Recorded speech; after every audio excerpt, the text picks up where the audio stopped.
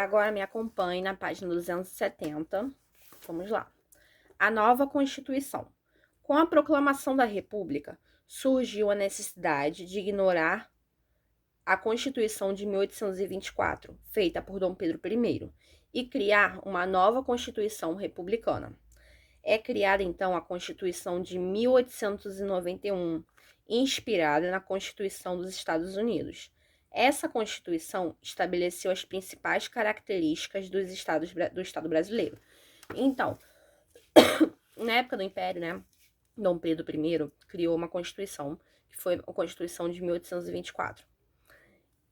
Só que, com a queda do Império e a ascensão do governo republicano, eles decidiram, né, os militares lá, decidiram que tinham que criar uma nova Constituição, que tinham que mudar algumas coisas, né, algumas leis. Então, essa nova Constituição foi criada em 1891.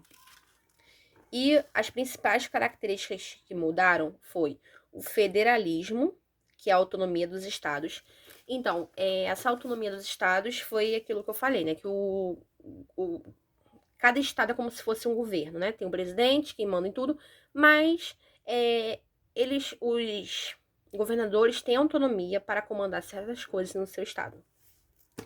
Presidencialismo, mandato de 4 anos. Então, antigamente era o imperador, né, que ficava lá até morrer e era passado de pai para filho, e agora, com o presidencialismo, né, o presidente podia ficar no máximo 4 anos e depois ocorrer a reeleição, ou ele continuava mais 4 anos, ou ele saía e entrava um novo presidente. Sistema eleitoral. Voto aberto para os homens. Então, esse sistema eleitoral era o voto aberto para homens. Como eu falei, né? Homens acima de 21 anos, alfabetizados, e era apenas para os homens. E tinha aquela maioria, né, que não podia votar. Estado laico. Separação entre o Estado e a Igreja. Então, na época do imperador, a Igreja comandava, né? Junto com o imperador. E ela tinha bastante participação política, assim, vamos dizer, né? Só que depois, com essa Constituição, foi criado o Estado laico, que o Estado, né, mandava no país e a Igreja mandava em outras partes lá, na questão da Igreja mesmo. República oligárquica. Como observamos, a República Brasileira foi criada por militares e estes assumiram a presidência do país.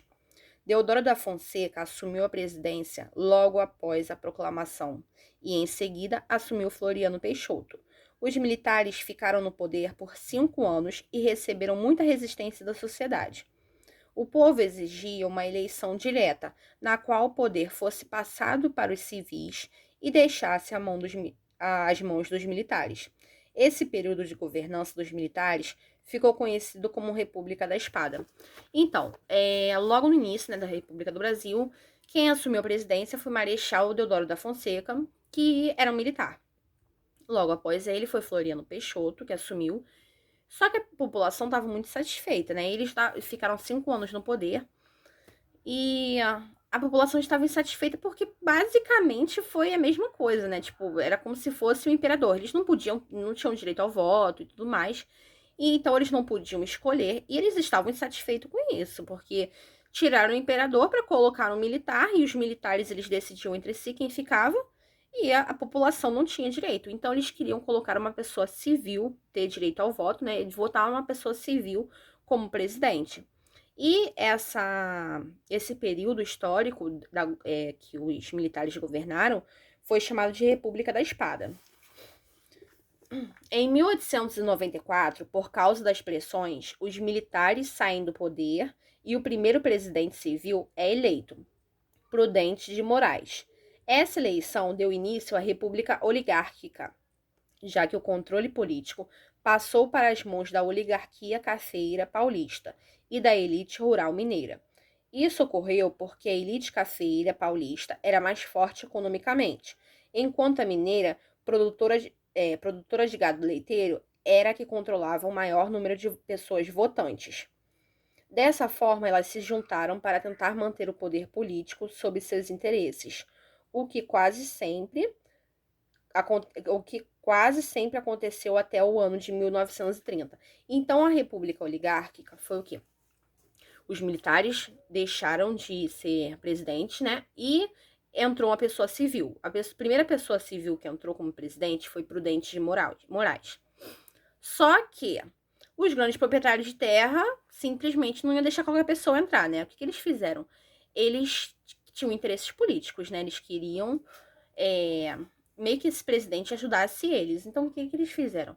Eles se uniram. Por quê? Os grandes proprietários de café, da cafeicultura, eles eram os mais ricos, mais importantes. E, por outro lado, tinha a produção de gado leiteiro. Esses que produziam, esses outros proprietários, né, que produziam gado leiteiro, eles tinham maior, tipo assim, eles mandavam, né, tinham maior quantidade de pessoas votantes, né, porque como era voto do cabestro, eles decidiam quem votava em quem.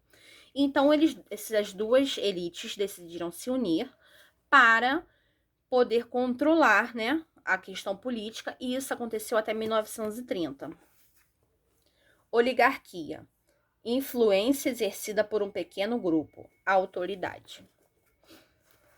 A chegada dos imigrantes. Desde o fim do tráfico de escravos, começaram a chegar ao Brasil trabalhadores rurais de outros países, em busca de oportunidades nas lavouras de café, principalmente italianos e japoneses. Com a abolição da escravidão, boa parte dos grandes proprietários não quis empregar as pessoas negras libertas como trabalhadores assalariados, e por isso deram preferência ao imigrante europeu. Então, acabou, né? Foi proibido o tráfico de escravos, teve a abolição da escravatura, acabou a escravidão. Então, com isso, começaram a chegar imigrantes para o Brasil. A maioria era japonês e italiano. Só que, ao invés dos proprietários de terra, né, contratarem os escravos libertos, não, eles não queriam ter que pagar para os escravos. Então, muitos escravos acabaram sofrendo por isso, né, porque foi muito complicado para eles, que antes eles trabalhavam como escravos, não ganhavam nada, e depois foram libertos, mas ficaram sem emprego, sem dinheiro, né. Então, o que os grandes proprietários de terras fizeram? Começaram a contratar esses imigrantes para trabalhar como trabalhadores assalariados. Começaram a pagar para eles trabalharem nas suas fazendas. Nos primeiros anos do século XX, uma parte desses imigrantes, descontente com a situação do campo, foi se deslocando aos poucos para os centros urbanos.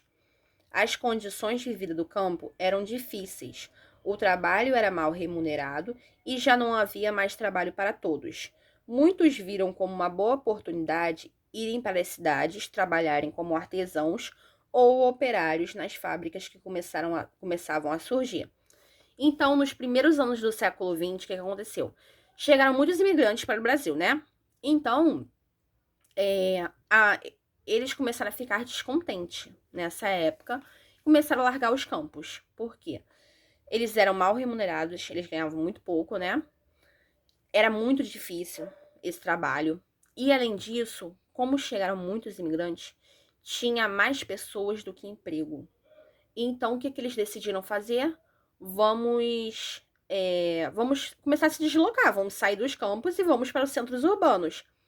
E lá começaram a surgir novas fábricas, então eles começaram a trabalhar como operários e como artesãos. E é isso a matéria de hoje. Eu vou pedir que vocês façam as páginas 272 e 273. E daqui a pouco eu volto com outra explicação para vocês.